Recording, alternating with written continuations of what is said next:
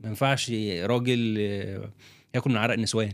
والدي كفيف، اتولد كفيف وعاش كفيف. هو بالنسبه له ان في جنس كتير في الموضوع، لا. فالراجل ده كان بيعدي على الشقق ويخبط ويبيع لبن.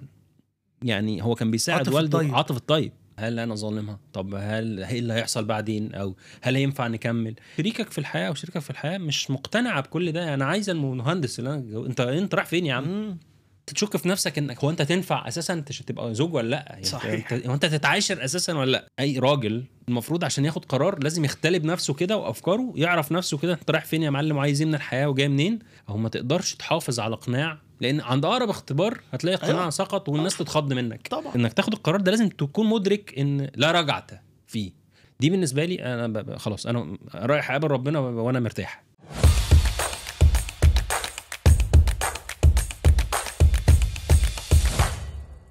أهلا بيكم في حلقة الليلة من بودكاست من راجل لراجل. راجل حلقة اليوم هو مدير التصوير السينمائي والفوتوغرافي حسن أمين. حسن راجل مصري بيمارس مهنة التصوير من أكتر من 20 سنة بعد ما اتخرج من المعهد العالي للسينما، بعد ما اتخرج من كلية الزراعة. زوج وأب، مشروع أديب لكن كسول شويتين. عينه بتعشق كل الصور ذات الجمال الطبيعي اللي ما فيهاش تزويق بزيادة. حسن مشرفني ومنورني في حلقة الليلة من بودكاست من راجل لراجل. الله ده نورك يا شريف، شكرا على الاستضافه الحلوه. ربنا يخليك يا حبيبي، ان شاء الله باذن الله تبقى حلقة لطيفة جدا باذن الله. ان شاء الله. واحنا في البودكاست ده عندنا تقليد ان شاء الله هنلتزم بيه، وهو انه انا بسأل كل ضيوفي الرجالة اول سؤال بيكون سؤال ثابت، وهو يعني ايه راجل؟ سؤال عميق جدا. يعني ايه راجل؟ يعني اللي اتربيت عليه، اللي ابويا ربنا عليه، ان الراجل هو الوتد، الراجل اللي احنا طول الوقت شايفين ان لما يتحط في مكان يسد، سواء بقى متحط في المكان ده كأب، يتحط في المكان ده كابن، يتحط في المكان ده كتلميذ، يتحط في المكان ده كمهندس، يتحط في المكان ده كرئيس دولة. هو راجل يسد. الراجل كلمته واحدة، الراجل شريف، عنده كرامة وعزة نفس ومروة وشهامة وكرم. الراجل كما يعني زي لك ابويا رباني على كده، ان هو كل دول. ما ينفعش راجل ياكل من عرق النسوان. يعني لازم الراجل يبقى راجل. يعني دي مفاهيم الرجولة اللي انا اتعلمتها من والدي. طب كلمني عن والدك شوية، لان انا عارف ان انت مرتبط بيه قوي، وان هو كبني آدم الحقيقة فيه صفات وخصائص مش موجودة في رجالة كتير. وأنا شخصيا معجب جدا بشخصيته وبالكفاح اللي هو مر بيه علشان يطلع في النهاية حد زي حسن أمين كده. والله والدي أنا شاتي فيه مجروحة، بس والدي إنسان عظيم. يعني بالنسبة لي والدي كفيف، اتولد كفيف وعاش كفيف. وللأسف شديد يعني لم تسمح الظروف ان هو يتعالج، يعني عشان يبقى كان ممكن يبقى فيه كده، بس للاسف كان حصلت ظروف ما لم تسمح يعني. ووالدي علم نفسه بنفسه القراءه والكتابه بتاعتنا دي، لان هو على مدار 16 سنه في مدارس الداخليه كانوا بيعلموه بالبرايل. فعشان يبقى مدرس لغه عربيه لازم كان يتعلم، لان طبعا البرايل مهما كان في يعني محدوديه في عدد الكتب المكتوبه بالبرايل. فعشان يقرا كتب اكتر، وعشان والدي مثقف وبيحب الشعر والروايات والادب والاطلاع وبيحب الدين والتفاسير وكده، فكان مضطر ان هو بعينه اللي بيشوف بيها 6/60، يعني اللي هو بصيص ضعيف خالص وبيقل، ان هو يعلم نفسه بنفسه القراءه والكتابه بتاعتنا كمان، عشان يعرف يصحح ويقرا الورق بتاع التلامذه، وعشان يعرف يشتغل في المدارس العاديه مش مدارس المكفوفين. المدارس المكفوفين برضو محدوده. فهو خلق لنفسه حياه رغم ان الامكانيات كانت فقر مدقع. يعني مش هقول لك احنا من اسره بسيطه، لا هو اللي حصل ان احنا والدي من مواليد بورسعيد سنه 57. كان قبلها العدوان بسنه. ف طبعا البورسعيديه معروف عنهم العناد. فجدي الله يرحمه الله يرحمه. وست الله يرحمهم كانوا مصرين انهم يكملوا في بورسعيد. البلد بتتقصف، بيتهم وقع، لا برضه احنا مكملين. احنا مكملين الى ان سبحان الله يعني حصل ان شركه المقاولات اللي كان جدي بيشتغل فيها نقلت القاهره، فنقلوه، فخلاص ماشي. لكن غير كده ما كانوا فضلوا في بورسعيد عادي. فوالدي من مواليد بورسعيد، بس طبعا النشأة كلها في القاهرة والمدارس في القاهرة والتعليم، وفضل 37 سنة من عمره مدرس لغة عربية. ما كانش بيدي دروس خصوصية ما كانش بيدي دروس خصوصية. لا 37 سنة. ازاي؟ هقول لك. لان انا كان ايه منطقه؟ كان منطقه ان لما، وده على عيني يعني شفته، لما كان في تلميذ بيروح له الفصل ويقول له يا استاذ انا عايز اخد عندك درس، يقول له يا ابني انا قصرت معاك في حاجه، انا يعني ده كان بيعتبرها اهانه. لا، ما هو بص كان دايما بيقول كده، انا ارتضيت المرتب ده ووظيفتي، يعني انا بيرضي ضميره، ودي كلمته يعني. وظيفتي ان انا افهمك في الحصه، فالمفروض ان انت ما ينفعش انك تكون اصلا محتاج تاخد مجموعه ولا درس. فطبعا زمايله كانوا ما بيحب يعني ازاي يا استاذ امين، يعني انت كده بتقطع علينا ده كده يا استاذ امين فصيله نادره من البشر. لا والدي كمان كان بيرفض يعني كان بتتعرض عليه موجه وموجه اول وحاجات دي من 94 مثلا، وهو لا انا بحب الطباشيره، كان هو بيحب التدريس وشايف ان دي رسالته، وخرج على المعاش وهو كبير معلمين. هي دي رسالته. طب عايز اسالك حاجه، يعني اي راجل فينا رجولته بتتكون بناء على كل اللي شافه في طفولته ومراهقته طبعا. بس كطفل في كنف هذا الرجل، ازاي انت ابتديت تلتقط يعني كل اسس الرجوله اللي انت بتحكيها لي، الرجوله الصح اللي انت بتحكيها لي دلوقتي، وازاي الاسس دي اثرت في طفولتك بحيث ان هي لما كبرت بقيت الشخص اللي انت عليه دلوقتي؟ لما تكبر في بيت راجل كل همه ان هو يعف اهل بيته، يرضي ضميره وبس، خلاص. يعني والدي ما كانش له هوايات اكتر من ان هو بعد ما يخلص يعني المدرسه بالنهار الصبح ويرجع اخر اليوم لو بيحضر او يصحح، وبعدين يسمع ام كلثوم. كان بيحب، كانوا اصحابه بيسموه درويش الست. كان درويش الست. كان بيحب كان بيحب ام كلثوم جدا وما زال. ويسمع قرآن. احنا كنا عندنا القرآن مرتل يعني بصوت محمد صديق المنشاوي وبصوت رحمة الله عليه الشيخ الحصري رحمة الله عليهما. وقراءة لكل بقى ما هو ثمين بقى في المكتبة العربية. يعني أنا نشأت في بيت فتحت عيني كده لقيت يعني القرآن الكريم جنبه العهد القديم، جنبه الإنجيل، جنبه المزامير، جنبه الأغاني الأصفهاني، جنبه كل بقى تفسير قرطبي، أسباب النزول، منهاج المسلم، فقه اللغة. ده انت في قصر الثقافة يعني. والله أنا بحمد ربنا على والدي جدا، لأن برضو مش كل الأبهات ولا كل المدرسين كانوا كده. صح. وشفت والدي قد إيه كان مهتم قوي. يعني هو قال لي كلمة عمري ما انساها، قال لي يا ابني أنا ما ورثتكش حاجة، بس عمري ما دخلت في جوفك لقمة حرام. ودي عمري ما هنساها الجملة دي، لأن برضو ده ارتباط إن الراجل لازم يكون شريف. صح. يعني لازم جداً. يكون مؤتمن على أهل بيته، ويقول لك كلكم راع وكلكم مسؤول عن رعيته. فلما شفت والدي متفاني تماما في شغله، متفاني تماما في أسرته. وبعدين أنا والدي ووالدتي انفصلوا وأنا عندي 10 سنين، فأنا وهو عشنا مع بعض من وأنا عندي 11 سنة لحد ما اتجوزت، ف 24 سنة كنت. فهو يعني خلى مني راجل بدري. يعني هو كان بيشاركني في قراراته، كان بيعاملني كراجل، احنا شركاء وصحاب طبعا. فهذه العقلية وهذا يعني، وكانت عنده عزة نفس وشموخ وإباء مش طبيعيين. يعني والدي مثلا كفيف، فله زمايل شغالين في الحكومة على يعني ما بيشتغلوش بس بياخدوا مرتب معروفين يعني على حس على الموضوع الإعاقة. والدي ما بيعملش كده خالص، يعني عمره عمل كده، مع احترامي لهؤلاء الزملاء على انه راسي يعني. بس هو كان شايف انه مدام فيا يعني نفس وقدره على انه اقف على رجليا واعمل حاجه هشتغل، مش دعوه بحد. فوالدي يعني غرس فيا ان يعني مدام قادر تعمل. انا في مره، لان طبعا مرتب والدي كان هزيل جدا كمدرس لغه عربيه. يعني انا فاكر ان انا اول مرتب ليا كمهندس اتخرجت 2007 كان ضعف مرتب والدي. يعني بعد ما هو اشتغل 27 سنه في الحكومه، انا اول يا شهر نهار ليا أبيض. كمهندس زراعي كان ضعف مرتبه، اكتر من ضعف كمان. يعني مثلا كنت باخد 800 جنيه، كان والدي بياخد 327 جنيه ولا حاجه. وما بيديش دروس. لا ما كانش بيدرس. لا والله دي معجزه البركة. اقتصاديه. ايوه لازم جدا والله العظيم، ما تدرس اعرفش والله. اعملها ازاي. بس انا فاكر ان في نقطه كده، ان يعني ان انا وانا صغير كنت نفسي اساعد في البيت. فقلت له يا بابا انا عايز اشتغل في الصيف زي ما بشوف زمايلي يعني بيشتغل في الصيف. قال لي ما انت بتشتغل. قلت له بشتغل ايه؟ قال لي بشتغل طالب ودي اجازتك. الله. انا عمري يعني عمرها ما جالت في فكري ان انا بشتغل طالب دي.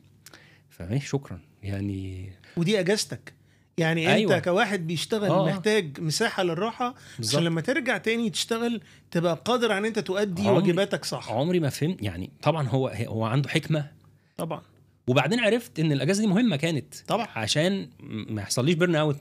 يعني كانت تشرشل في الحرب العالميه الثانيه كان مصر ان كل ويك اند يروح ياخده في الكانتري كلاب بتاعه ولا الكانتري هاوس، البيت الريفي اللي هو بتاعه، في حين ان هتلر منع الضباط الالمان ان هم ياخدوا اجازه. هتلر خسر الحرب وتشرشل فاهم يعني. كمل. انا لم ادرك حكمه والدي غير لما اتخرج، لان انا كمان الحمد لله يعني عمري برضو ما خدت دروس خصوصيه في مدى سنين عمري كلها. ما انا كنت عايز اسالك بقى انه طب لما الواحد يكبر في كنف مثل هذا الرجل وتبقى مراهق، ما احنا واحنا مراهقين كان عندنا جناننا طبعا. وكان عندنا ايه اخطأنا وكان عندنا سرحنا وحاجات زي كده.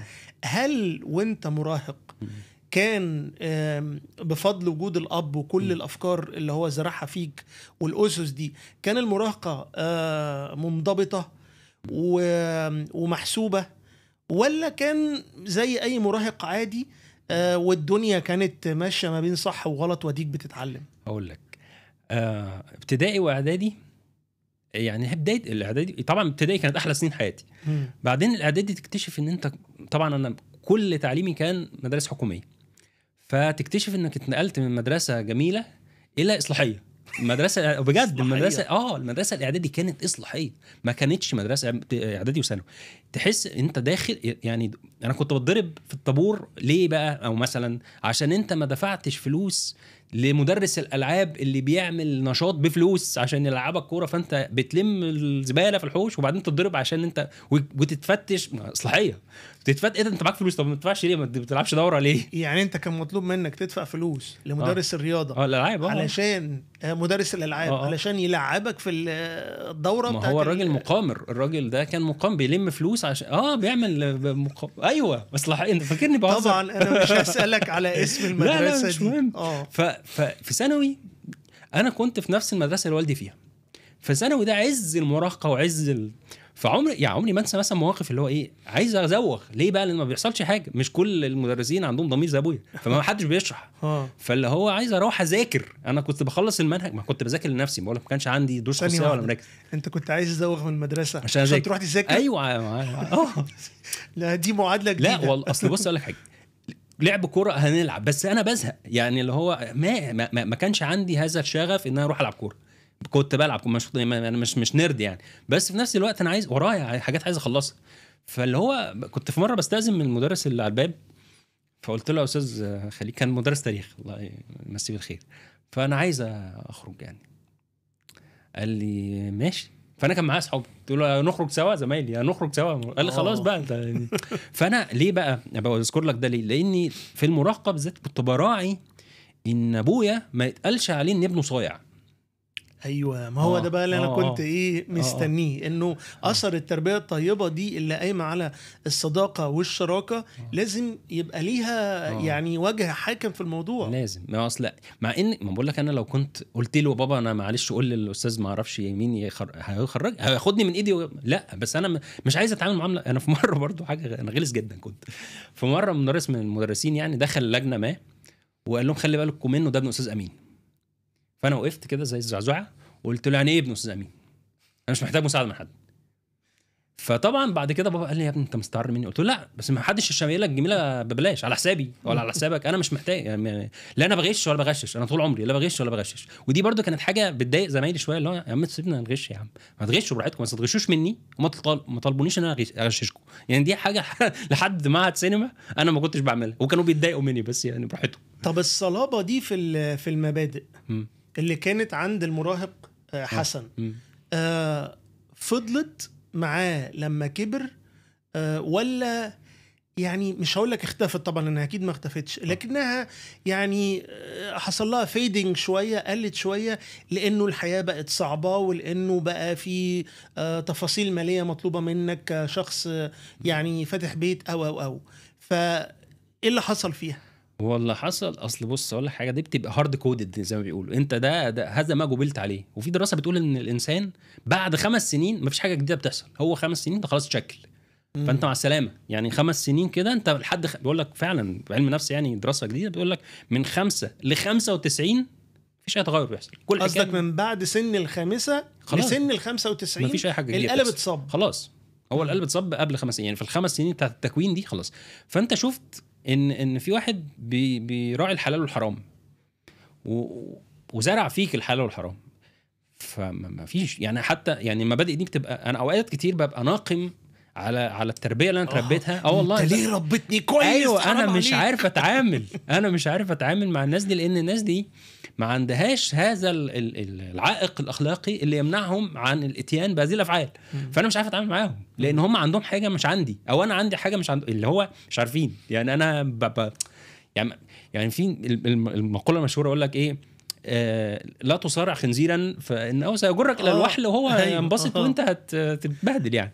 فانت طول الوقت بتحاول، بقول لك المبادئ ما بتتجزأش. هو المبادئ انت مش هتعرف انها موجوده غير لما تختبر. صحيح. يعني في آية في الإنجيل بيقول لك نجنا من التجربة لا تدخلنا في التجربة ونجنا من الشرير. انت لا تدخلنا في التجربة دي، ده أكبر دعاء ممكن تدعوه في حياتك، لأن انت فاكر نفسك شريف، بس لو اتحطيت في موقف هتختلس ولا تسرق ولا ما انت محدش شايفك غير ربنا. صح. فهذا هو الاختبار. سيدنا يوسف عليه السلام يقول لك وهم به لولا أن رأى برهان. فهو سيدنا يوسف عفيف بالاختبار، بانه نجح في الاختبار وان ربنا ساعده.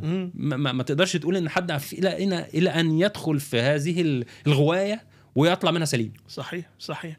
طب بمناسبه ان انت بتقول الوالد يعني على طول مشغل ام كلثوم وفي الاصفهاني ومكتبه اكيد فيها شعر ونزار القباني، حسن الحبيب وهو مراهق كان اخباره ايه؟ كان النوع اللي هو يكتب رسائل رقيقة ويوصلها، ولا يعمل ميكسات شرايط زي ما كنا بنعمل كده ميكسات رومانسي، ولا كان بيقعد مستني كده تحت بلكونة الحبيبة لما تظهر يلقط كده بصة وضحكة وكده يبقى مبسوط؟ اقول لك حاجة، جميع ما سبق، بس ما كانش بلكونة يعني. المهم يعني شباك يعني شباك بالظبط. اصلا كان بلكونة بيني وبينك. فجميع ما سبق، بس في حدود اني برضو ما خليش مثلا حد يجي يقول لابويا ابنك مش متربي، عمرها ما حصلت الحمد لله. صح. فهو في هذا الصراع الابدي ما بين الانطلاق والاندفاع بتاع المراهقه والشباب وكده، وبين لا ابويا ما يستاهلش مني انه يحس انه الفلوس اللي تعب بيها قوي دي او التربيه اللي تعب فيها قوي دي انها راحت على الارض. يعني فاكر في مره كان عندي جات لي حمى في قبل امتحان في اعداديه، ثالثه اعدادي، وحمى يعني خسيت بقى بتاع 13 كيلو. وانا اصلا كنت كل على بعضي كنت ما اعرفش قد ايه يعني. انا فاكر ان كنت بلف الحزام على نفسي مرتين عشان فالمهم رحت الامتحانات، وطبعا وانا ميت خالص يعني. ولما النتيجه طلعت جبت انا فاكر 258 من 200 ولا 238 من 240، مش فاكر الرقم يعني، بس كان رقم حلو. فبابا قال لي حلوه ولا. والدي لم يحصل مطلقا على هذا الاهتمام. يعني والدي جدي الله يرحمه اللي هو والده وهو على فراش المرض، على فراش الموت خلاص يعني، والدي راح يزوره في المستشفى، فقال له انت وصلت فين يا امين؟ قال له انا في اولى ثانوي يابا. قال له ربنا معاك. تاني يوم كان توفى.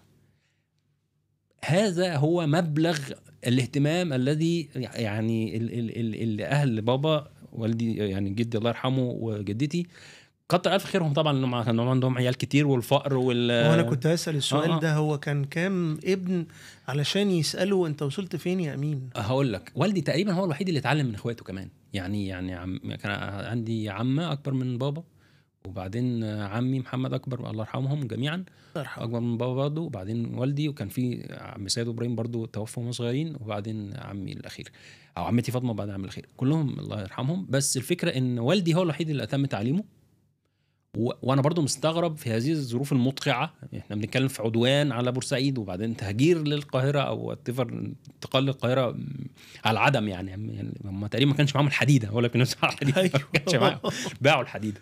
في هذه الظروف المدقعه طبعا كتر الف خيرهم انهم يعني عرفوا يزقوه لحد ما خلص تعليمه الجامعي. هو والدي خريج تربيه لغه عربيه.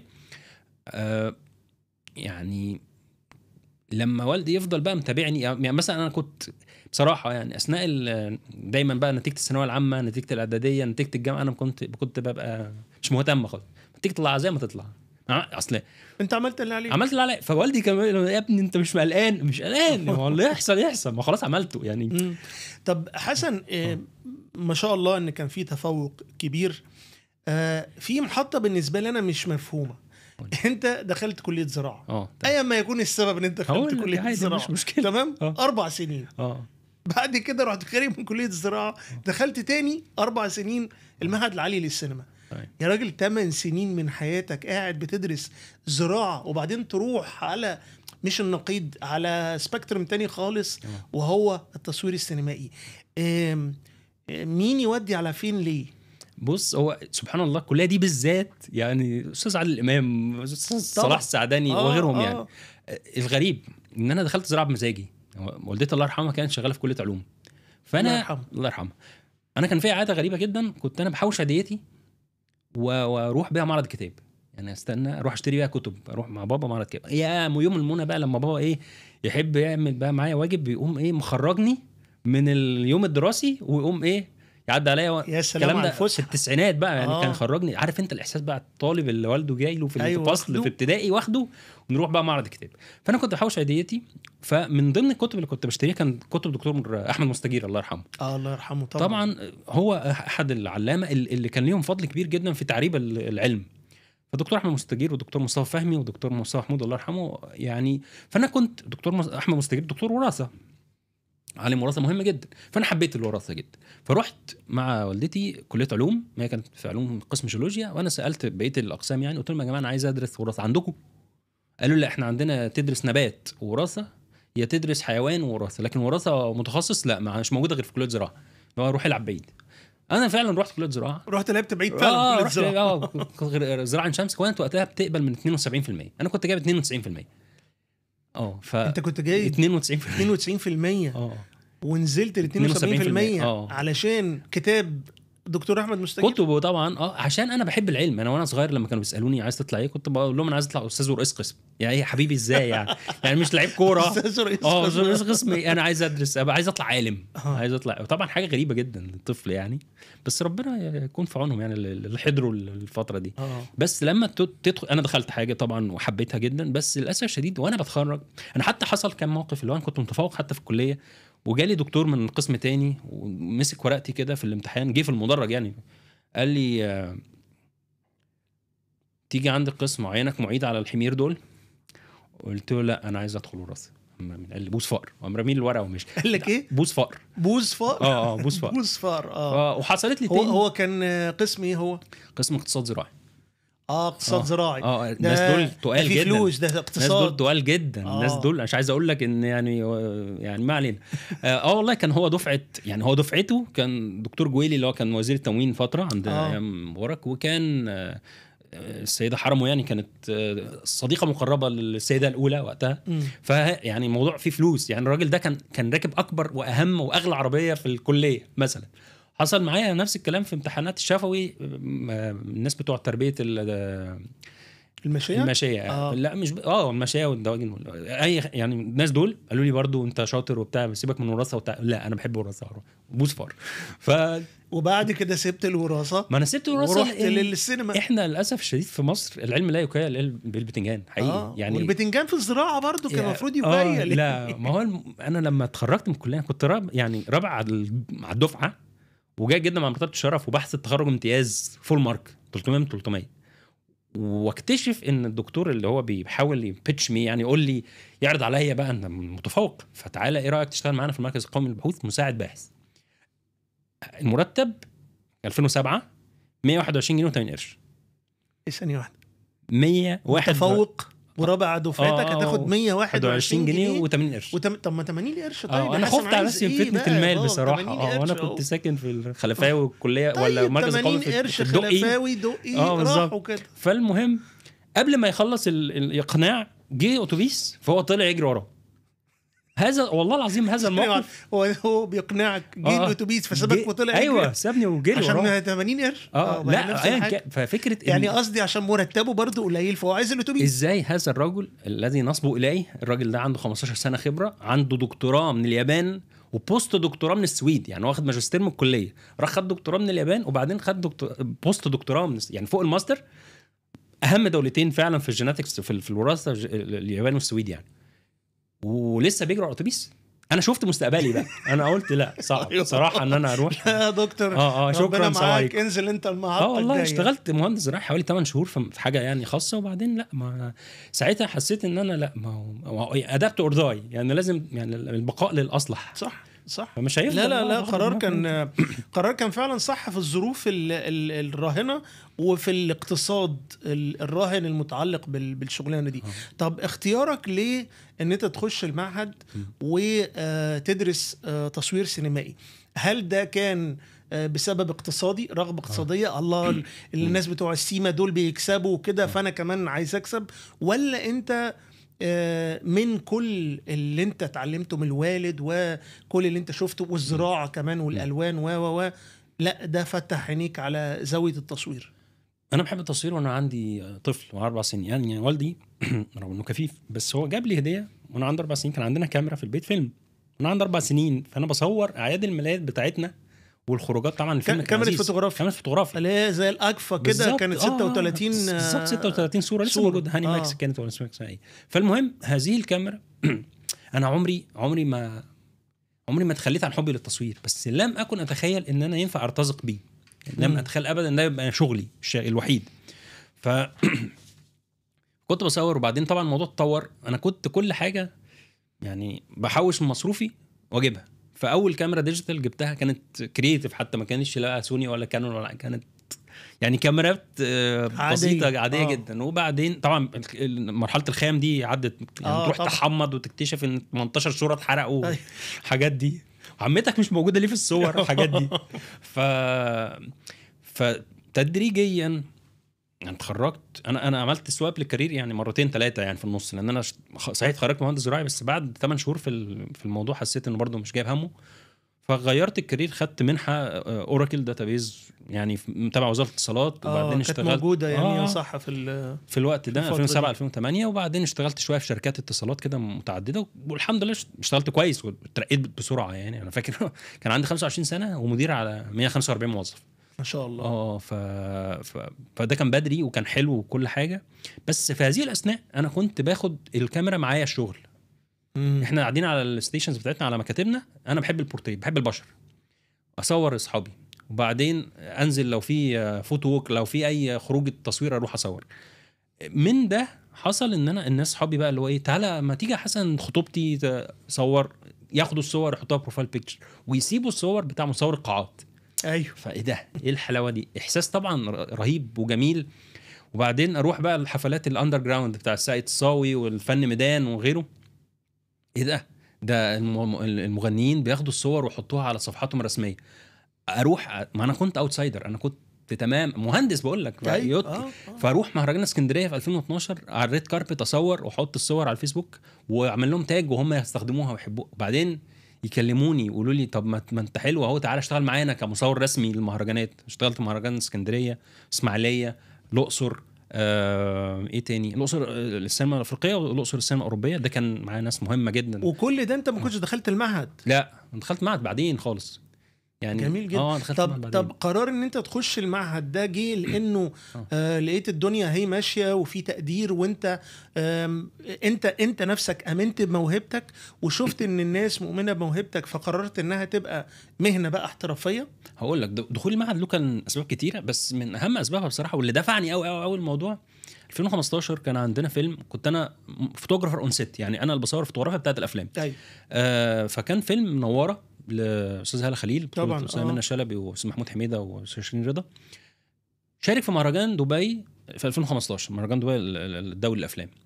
وانا على الريد كاربت بصور، يعني رايح مع الشركه بصور حسيت ان انا لا، انا عايز امشي على الريد كاربت كصانع افلام، عايز اعمل افلام، مش عايز اقف كفوتوغرافر طول عمري ورا كده. وانا مؤمن بحاجه ان when you know better you do better زي ما بيقولوا، يعني انت صح. لما تعرف كويس. وانا راجل اكاديمي اصلا، يعني انا راجل بحب الاكاديميه وبحب العلم، وكنت برسل ديجيتال فوتوغرافي سكول في نيويورك من 2003 4 وانا في الجامعه. حسيت ان الاكاديميه مهمه، وانا عايز ادرس سينما، مش عايز ادرس تصوير، عايز ادرس سينما. يعني اكاديميه الفنون هي مبنيه على فن الشعر بتاع ارسطو، هي اكاديميه. الفرق ضخم لما بفهمهم يا جماعه. في فرق بين انك تروح تاخد كورس تصوير ولا تتفرج على اليوتيوب. شو واحد بيقول لك احنا عندنا 3 بوينتس اوف لايت، يعني كي لايت، في اللايت، باك لايت، مع احترامي الكامل. بس انت لم تدرس فلسفه، لم تدرس علم نفس، لم تدرس خرافه، حركه اساطير، لم تدرس لغه، يعني لم تدرس منابت الابداع. بالظبط. فانا حتى وانا في امتحانات القبول، انا طبعا قدمت في المعهد في 2012، قالوا لي روح العب بعيد، انت كبير شويه فانت لازم تدخل موازي، وانا كانش معايا فلوس ادفع موازي في معهد سينما، في موازي وفي نظامي. أيوة. النظامي ده بيخرج من الثانويه العامه، بس هي الفكره ان دول بيكونوا 8، وتخيل مصر كلها بتصفصف منهم 8. أيوة. فطبعا أيوة. اغلبها بيبقى وسايط. على حظي بقى الحمد لله ان انا رحت من غير واسطه، وانا كده ايه مش بلطجه. بس لما رحت سحبت الملف، الموظف قال لي مين واسطتك؟ قلت له ماليش واسطه. قال لي خلاص ما تدخلش تصوير، لان التصوير ده صعب مستحيل، خد سيناريو بقى ولا مونتاج ولا حاجه. قلت له انا هاخد تصوير. قال لي فلوسك هتضيعها براحتك، خدت البتاع ودخلت. كنا 384 واحد بنمتحن، منهم ولاد ناس شغالين في المعهد وولاد ناس شغالين في الصناعه واسماء كبيره جدا. ال 384 صفصفوا على 14 اللي اتقبلوا مننا، 14 الحمد لله بعد مراحل بقى.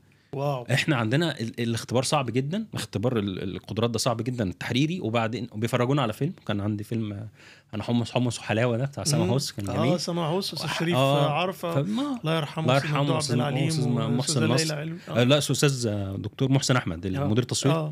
وكنا بنحلله من وجهه نظر القسم. فالحمد لله حليت، وتباعا لحد ما وصلت الورشه دي اللي هي زي بالظبط كشف الهيئه كده عند الضباط. فبيجتمعوا اداره القسم وبيغربلونا يوم ورا يوم. ففي مره من المرات كان في دكتور محمد عصر، الله يمسيه بالخير، الله يمسيه بالخير، هو طبعا من عيله استاذ عبد الواسع عصر وابو الدكتور حسين عصر مدير التصوير المشهور يعني. وهو طبعا مدير تصوير، عمل ارابيسك وعمل حاجات مهمه طبعًا يعني جدا. فالراجل ده سالني سؤال، فانا قلت له حضرتك السؤال ده بيتجاوب بطريقتين، حضرتك عايز الاجابه دي ولا الاجابه دي؟ فبص كان مين جنبه؟ كان دكتور محسن احمد، وعلى شمال دكتور رمسيس مرزوق. فدكتور محسن احمد عارفني من قبل كده في المهرجانات السينما، كان هو عضو لجنه تحكيم او رئيس لجنه تحكيم، وانا كنت بصور مهرجانات. قال له ما تسالوش، ده مصور كبير. قال له لو هو مصور كبير جاي يهبب عندنا ايه؟ فقلت له يا دكتور انا عايز اتعلم اللي انا مش عارفه، يعني انا جاي لكم عشان اتعلم، انا متاكد انا مش عارف حاجات كتير جدا، فانا عايز. فقال طيب اطلع بره يلا. الدكتور محمد عصر له فضل عليا كبير جدا. يعني بعد كده لما تدرك ان بمجرد ما تدخل المعهد بتحس انك ليك ظهر، انك الله. واقف على الارض صلبه، ان هم بيحترموا جدا اللي بيحترمهم، وبيدوا على دماغ اي حد فاكر ان الموضوع انت واخد فرصه حد كان ممكن دي الفرصه تغير حياته. من 300 وحاجه اختاروا 14 يعني 300. المفروض انتوا الزبده يعني توب اوف ذا توب. فما تجيش بعد ما ندخلك ونتوسم فيك خير تضيع الدنيا، تيجي ما تحضرش بقى وتتدلع او تيجي يعني. فانا حسيت في المعهد فعلا ان انا فعلا دخلت اكاديميه الفنون. احنا حتى المناهج بتاعتنا كان في حاجه اسمها ايه، اجباري اكاديميه، اجباري معهد، اجباري قسم، او اختياري قسم. فالمناهج لازم كلنا، كل من هم باليه بقى، نقد فني، كونسرفاتوار، فنون مسرحيه، لازم يدرسوا هذه المناهج. دول اجباري الاكاديميه. بعدين بعد كده في اجباري معهد، وبعدين في اجباري او اختياري القسم. يعني انت خلاص بقى قسم تصوير، فانت في معهد سينما بتدرس كل حاجه ليها علاقه بالسينما، مونتاج وديكور وسيناريو وكل حاجه. عظيم. طب عايز اسالك حاجه بقى، احنا عندنا فقره برضو هتبقى ثابته ان شاء الله، هي ليها علاقه بنوستالجيا الجيل بتاعنا، الثمانينات والتسعينات والالفينات وحاجات زي كده. هي اسمها كنت بتحب مين اكتر؟ فبما اننا بنتكلم في امور ليها علاقه بالسينما والتصوير وحاجات زي كده، كنت بتحب مين اكتر؟ انا هقول لك 3 اسماء، لو انت ال3 يعني عاديين وانت عندك حد رابع قول لي، لو واحد من 3 قول لي مين فيهم. كنت بتحب مين اكتر من مديرين التصوير؟ استاذ سعيد الشيمي، استاذ ايمن ابو المكارم، استاذ محسن احمد. بصراحه كل واحد فيهم له ذوق، وكل واحد فيهم له يعني اسهام وله في قلبي معزه خاصه. بس دكتور استاذ سعيد شيمي بالتحديدا هو اول من درس لي ورشه صغيره خالص، كان يومين 3 كده في مهرجان اسكندريه، مقدمه عن التصوير السينمائي. وانا انبهرت لان انا وقتها كنت لسه مهندس، وكنت لسه في على بقول لك اون ذا فينس، لسه متردد اسيب الوظيفه وابقى مصور ولا اعمل ايه. وفعلا قد كان بعدها بشهور قليله استقلت، بس هو بسببه وما زلت على علاقه طيبه بيه الحمد لله. وكنت لسه في مصر قريب فزورته وحضرت معاه ندوه جميله جدا، ربنا يديله الصحه، كانت عن ذكرى رحيل الاستاذ محمد خان الله يرحمه. الله يرحمه. فهذا الرجل يكاد يكون مدير التصوير الوحيد في الوطن العربي اللي كتب حاجه 20 كتاب.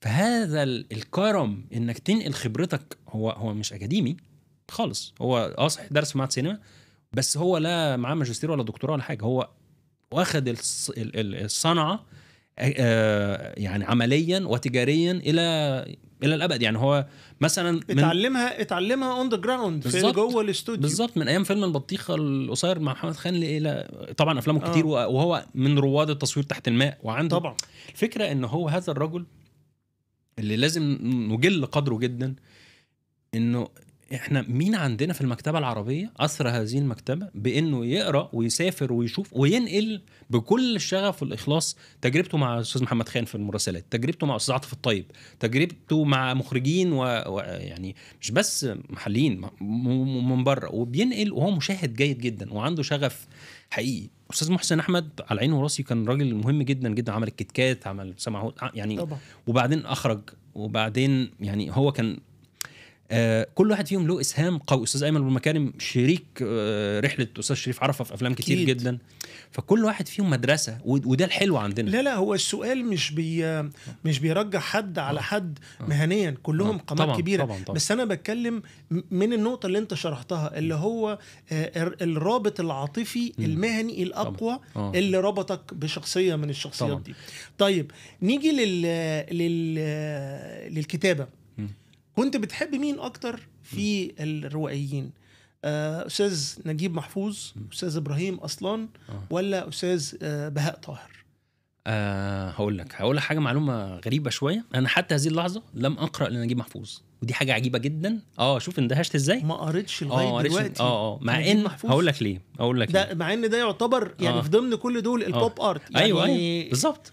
ليه بقى؟ لان والدي عنده سنه دينيه شويه كده، فقال لك لا، نجيب محفوظ بيكتب حاجات قلة الادب من بعد فمن باب روايه اولاد حارتنا، ولا اولاد هو بالنسبه له ان في جنس كتير في الموضوع. لا فكطفل يعني هو بيحافظ على الطفل المراهق اللي عنده. أيوه. فللاسف الشديد في مكتبتنا كانت في يوسف السباعي، عبد الحميد جوه الصحار، المزني، علي احمد بكثير، ثروت اباظه، الخ.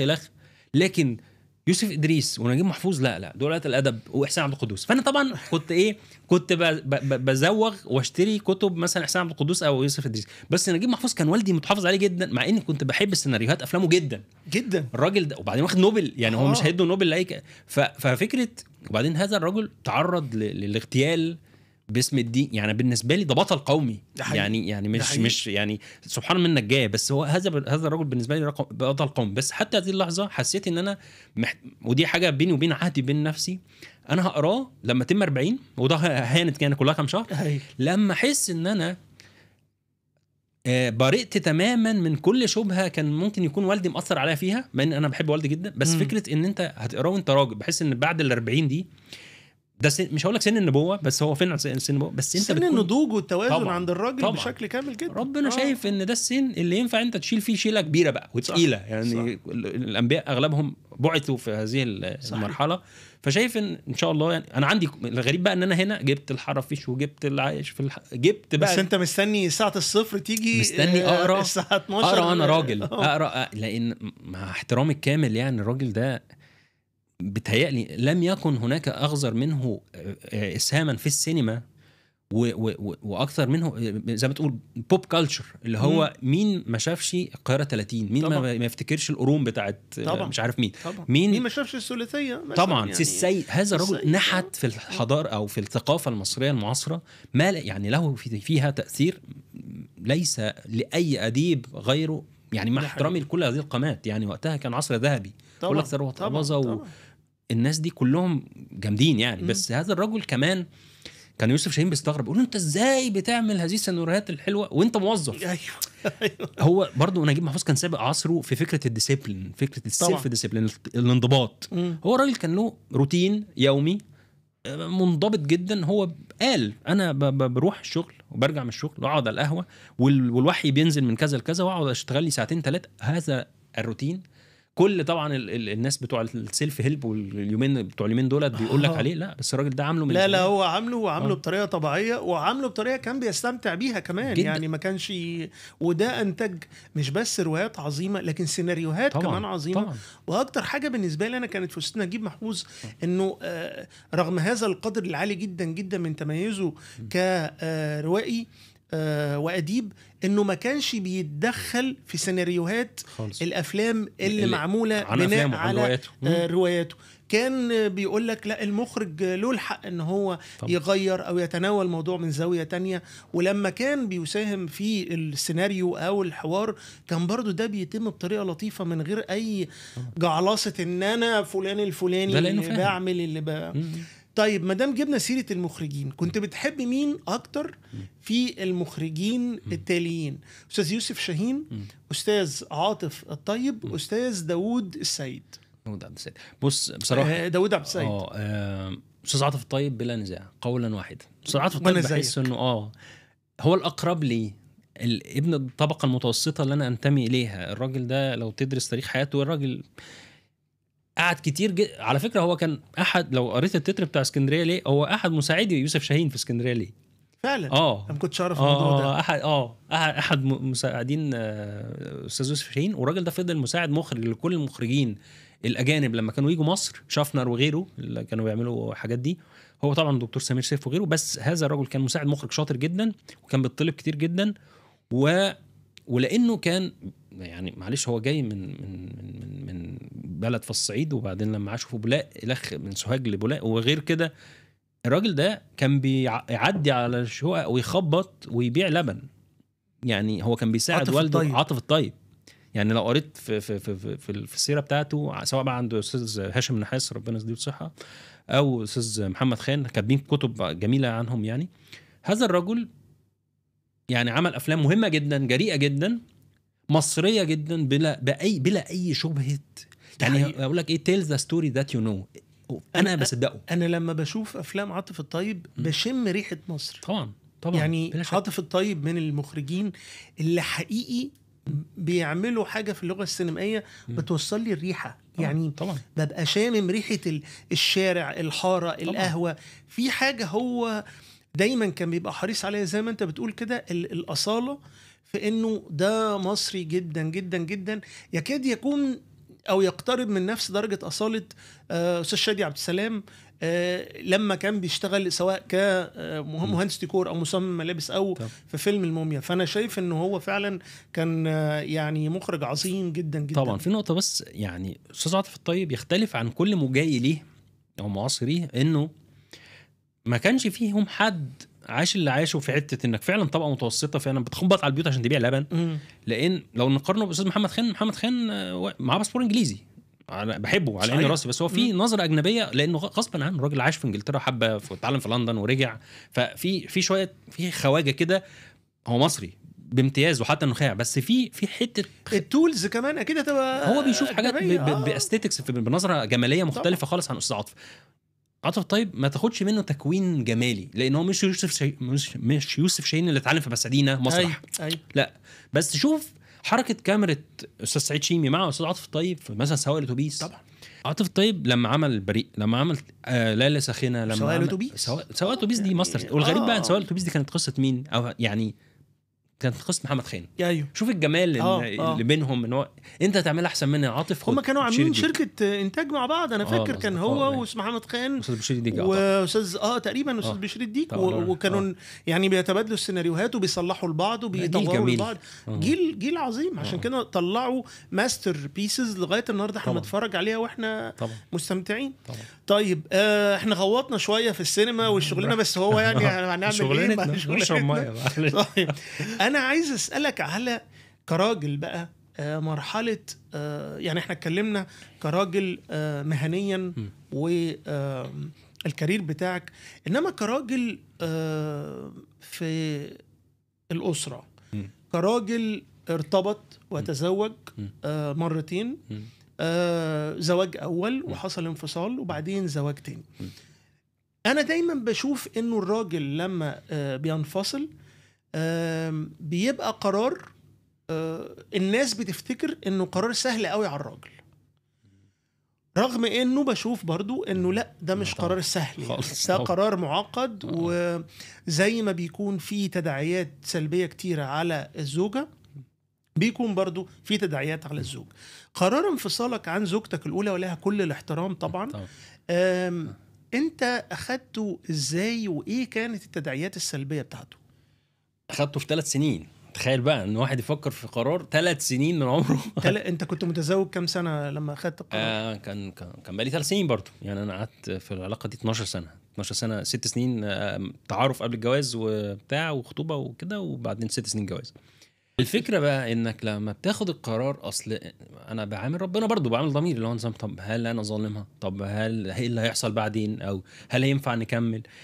انت انا جوزت بدري يعني 24 سنه، ده بدري خالص. الفكره انك ما بتكونش عارف نفسك. وفي كتاب مهم قوي اسمه Psychology of Money بتاع مورجان هاوزل. الراجل قال حاجه حلوه قوي، يقول لك you are always underestimate how much you're gonna change in the future. انت دايما بتقلل او ما بتكونش مدرك انت هتتغير قد ايه في المستقبل. احنا ما بنكونش عارفين خالص. خالص. فاللي بيحصل انك وانت عندك 18 سنه لما دخلت في هذه العلاقه، غير لما انت بقى عندك 30 سنه. في 12 سنه من سنين التكوين المهمه جدا اللي حصل فيهم تغيرات جذريه في حياتك وثوره، وانت استقلت من شغلك وخدت جوائز BBC وCNN، وبعدين بتغير 3 كاريرز في وقت قليل، وبتشوف عوالم مختلفه. فتلاقي شريكك في الحياه وشريكك في الحياه مش مقتنعه بكل ده. انا عايز المهندس اللي انت رايح فين يا عم؟ فتدرك انكم بيسموه بالتعبير الاجنبي يعني we grew apart، يعني احنا نضجنا او نمونا، نفترق بقى في الاتجاهات. فما يعني ما اعتقدش ابدا في اي حاجه من الحياه. ما هو الجواز بالنسبه لي شراكه، فما ينفعش 2 شركاء يكونوا عايزين حاجات مختلفه والشركه ما مستحيل تكمل. يعني انت مثلا عايز تنفست او عايز تستثمر في ده، واحد يقول لك لا انا عايز ابيع، فيعني دول عكس بعض تماما. ازاي يعني خدت القرار، بس هو لان انت الراجل، ان ربنا هو اللي مديك الصلاحيه دي، المفروض ان هو عقده النجاح، حاجه فعلا تقيله التي بيدي عقده النجاح. فانك تاخد القرار ده لازم تكون مدرك ان لا رجعت فيه. مش انا عمري يعني، رغم ان انا يعني مندفع جدا، بس في القرارات التقيله الصعبه لازم افكر كتير جدا. صحيح. عشان لما اخد القرار لا رجعت فيه. صح. خلاص. صح. طبعا في تبعات على الست، وفي تبعات على الراجل، والتبعات النفسيه اكتر من التبعات المجتمعيه. التبعات المجتمعيه ما في رجاله وستات بيتجوزوا كتير. لا، انا المجتمعيه الحقيقه بالنسبه لنا يعني مش المفروض انها تكون هي الاساس في تقييم القرار. انا بتكلم على التبعات الشخصيه اللي هي الالم بعد الفراق، اللي هي الوحده، اللي هي اعتمادك بقى على نظام جديد خالص، لانه كان في نظام قديم في شريكين بيقوموه، لا دلوقتي بقى في نظام جديد انت بس اللي بتقومه. في حاجتين بيحصلوا، في انك بيقول لك اللي اتلسع من الشوربه ينفخ في الزبادي. الزبادي والجيلي يعني. والله انت بتنفخ في كل حاجه. انت بتنفخ في كل حاجه. فانت بتقعد فتره اللي بيسموها ريباوند دي اللي بعد الطلاق. انت مش مطمن ولا بدات تشك في نفسك انك هو انت تنفع اساسا تبقى زوج ولا لا. يعني صحيح. انت تتعاشر اساسا ولا لا. دي نقطه. وبعدين النقطه الثانيه، طب دي تنفع ولا ما تنفع؟ بتفضل بقى اوفر، بيسموه اناليسيس باراليسيس، يعني اللي هو انت بيجيلك شلل ان من كتر التفكير في ان، فتلاقي نفسك بتفعص في حاجات وتجرب. كل هذه الفتره انا مريت بيها حوالي 4-5 سنين بعد الطلاق دي. وبعدين ادركت ان ما تسيب على الله وبمجرد وفعلا سبحان الله ما ده حصل، بمجرد ما تبطل تدوير هتلاقي نفسك سبحان الله ربنا بعت لك البنت الحلال اللي تلائمك وتناسبك. ما هو ده بقى كان سؤالي انه بس انت جاوبت اهو، يعني التحليل الزياده او التدقيق بقى في التجربه الثانيه أصفر عن إنه بقى الزواج التاني الحمد لله ربنا يبارك فيه حصل بشكل قوي وانت مرتاح له، وانت أنا قصدي يعني داخل التجربة دي وانت متعلم اللي فات، فده ساهم ولا برضو انت كنت اتغيرت أصلا في ال4 سنين بعد الانفصال، فأصلا انت داخله بشخص تاني خالص؟ هقول لك، هو القاعدة الفلسفية بتقول لك ايه، وسيدنا علي بن أبي طالب قال لك ايه، اعرف نفسك. تعرف نفسك صح. فانت بتاخد وقت، يعني اي نبي لما بيجي، يعني سيدنا موسى طلع جبل سينا، سيدنا محمد راح غار حراء، غيره انت بتروح. اي راجل اي بني ادم المفروض عشان ياخد قرار لازم يختلي بنفسه كده وافكاره، يعرف نفسه كده انت رايح فين يا معلم وعايز من الحياه وجاي منين. ساعتها هتعرف، ما هو الجواز مجموعه من حاجات هتعرف تتعايش معاها وحاجات مش هتعرف تعيش من غيرها. فلما تعرف توزن الكفتين دول تعرف كويس جدا ان الشخص اللي هيجي ده مش هيجي تفصيل. انت مش انت هتبقى مش انت اللي هتبقى خلقه. انت هتبقى مليان عيوب وهو مليان عيوب، وانتوا هتعرف تختار شخص هتعرف تتعايش مع عيوبه وهو صحيح. يعرف يتعايش مع عيوبك. انت فيك جروح نفسية وهي فيها جروح نفسية، فانتوا الاتنين المفروض تعرفوا تستحملوا بعض، لان كل واحد فينا عندنا بيسموها ايموشنال لاجج ولا باجج. فاحنا احنا عندنا ماضي اصلا طبعا، احنا جايين محملين ومثقلين ببلاوي. فلما تدرك ده، تدرك انت عارف ايه، انت عارف نفسك وعايز من الحياه وعارف كويس جدا ايه اللي ينفع معاك وايه اللي ما ينفعش، خلاص اختار على هذا القرار.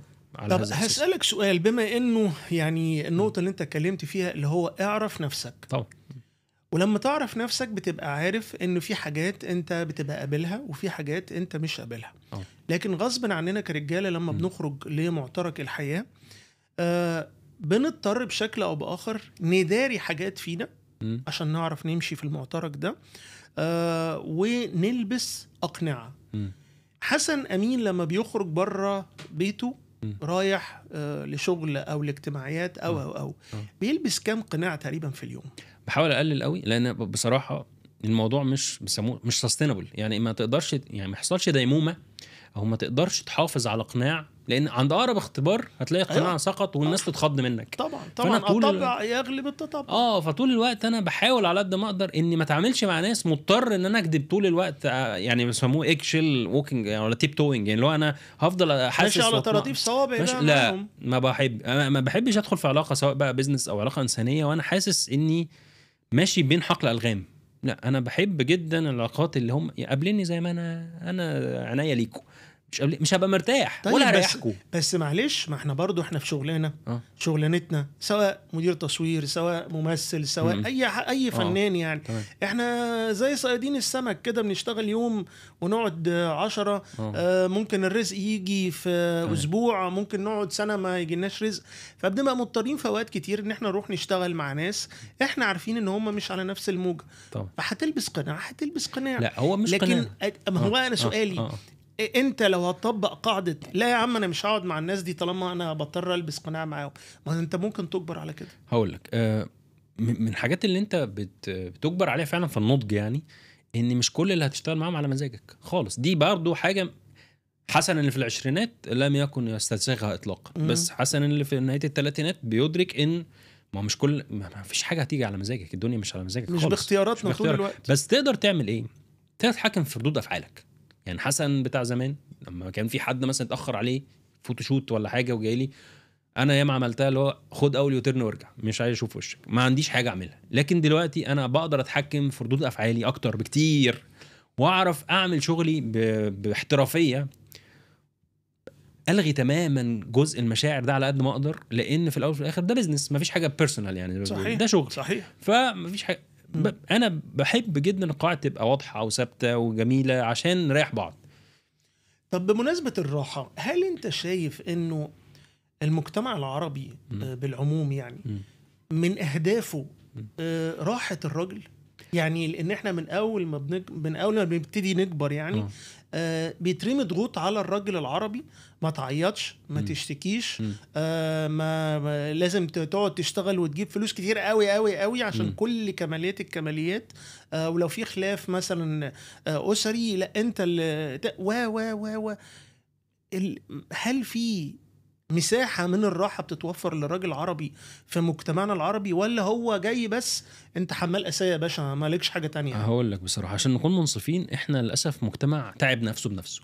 يعني لا الست فيه مرتاح ولا الراجل فيه مرتاح. انت يعني هتلاقي ان الست بتقول ان انا تعبانه ورامي عليا الشغل، وبعدين يرجع من البيت محتاج اللقمه النظيفه والهدمه النظيفه والبيت مش عارف ايه والعيال، هو عايز بس ياكل وينام ويقعد قدام التلفزيون. والراجل بيتفحت بره وحاسس انه غير مقدر وتيكن فور جرانتد زي ما بيقولوا. فاحنا للاسف لو رجعنا للحاجات الاساسيه جدا، ان هو دي شراكه يا جماعه، شراكه، كل واحد فعلا يعمل اللي هو يقدر عليه.